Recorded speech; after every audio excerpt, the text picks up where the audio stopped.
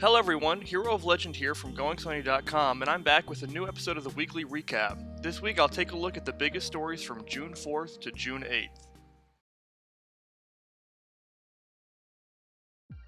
First up is the announcement of Hitman 2. The game was revealed with a trailer that you can see here, and IO Interactive is promising hyper-detailed sandbox areas and a launch date of November 13th. But one way that this game is already different from the first is that it will not be episodic, and will instead release all at once for $60, whereas the first game launched over time with cheaper episodes. A lot of people did not like that at all, but I actually liked it a lot. I did not know if Hitman was going to be for me. I had never played it before, but it seemed interesting, and it was really nice to be able to spend $10, I think it was around $10, and have one episode and then realized how much I loved it.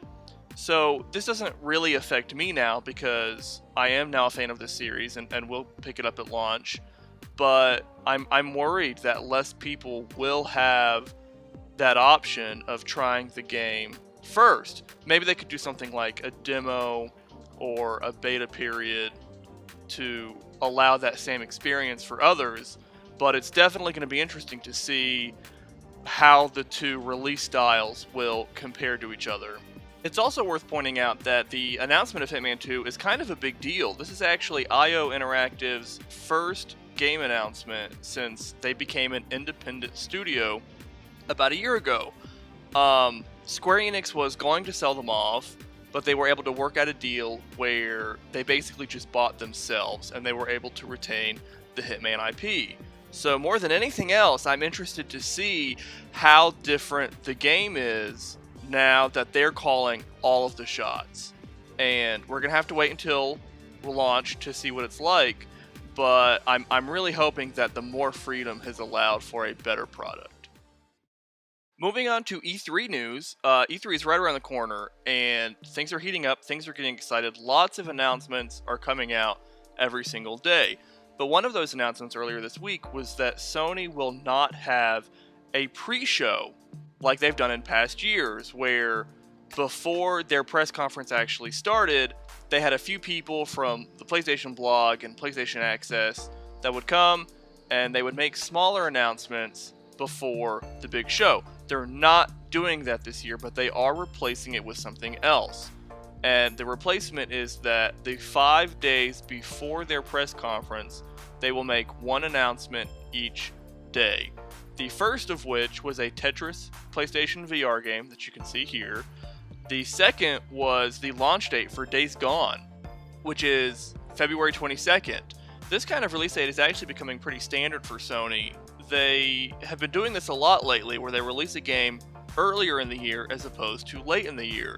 And it's actually pretty smart. It allows them to avoid having to compete with some of the bigger games you typically see at the end of the year, like Call of Duty, like Battlefield, sometimes Assassin's Creed.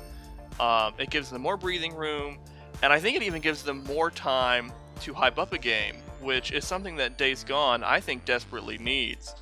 The game looks good visually, it's an open world game, it's a first party game, but there still seems to be a lack of hype. A lot of people are looking at this game and they're thinking, well, is there anything special about it? Is there anything that sets it apart? And I'm not sure that there is.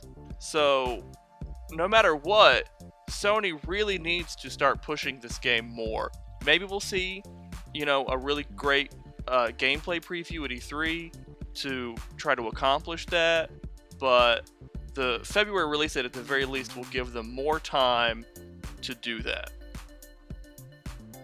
The third announcement in Sony's lead up to E3 is a new game called Twin Mirror. Now, if you watch the trailer, it might not look terribly exciting. It looks a little bland, it looks like it could be boring. But the saving grace is that it is developed by Don't Nod, who did Life is Strange and the recently released Vampire.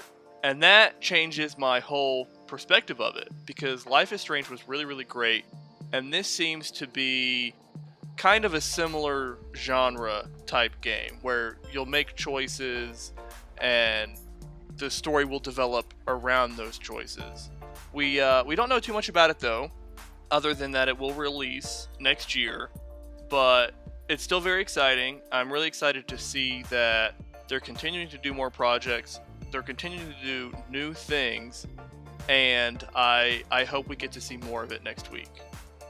Those are the 3 announcements that they have made so far, but for tomorrow they have promised that a new PlayStation VR game will be revealed, and for Sunday they are promising an eagerly anticipated game for PlayStation VR. That to me sounds like a game that already exists, maybe on other virtual reality headsets, or it could be a game that is already out on PlayStation now and they're just adding VR support. Either way, it's not a whole new game, just one that'll be coming to PlayStation VR. So be sure to keep a lookout for those in the next couple of days. And finally, we have arrived at the rumor review. This week we are taking a look at a rumor that involves Gearbox. VG247 is reporting that at E3 they will reveal a 1 versus 1 multiplayer game that might involve cars. So I think this is super, super dumb. Gearbox is in a pretty bad place right now because their previous game, Battleborn, did awful, bombed tremendously, and they really, really need a winner right now.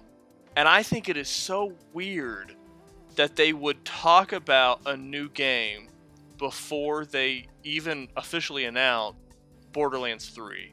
Borderlands is a great series. It seems to be the only thing they're good at making, and we know they're working on it, and I just don't understand why they would talk about, or even honestly work on, another game before getting Borderlands 3 out the door, which would essentially be a guaranteed hit.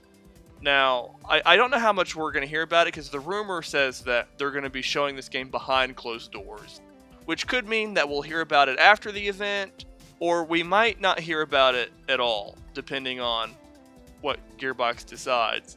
But to me, the rumor sounds true, just because I think Gearbox is one of the few developers dumb enough to make a move like this.